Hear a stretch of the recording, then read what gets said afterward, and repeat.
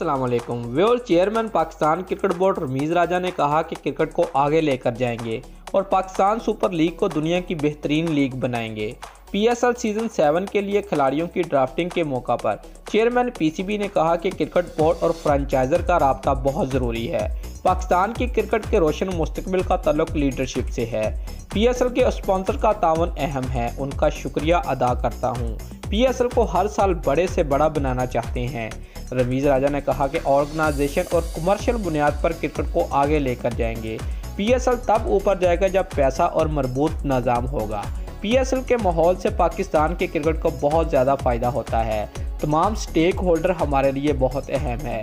वो लास्ट में रमीज़ राजा का कहना था कि इंशाल्लाह ताला एक दिन ऐसा भी आएगा जब पाकिस्तान की सुपर लीग आईपीएल से बढ़कर होगी।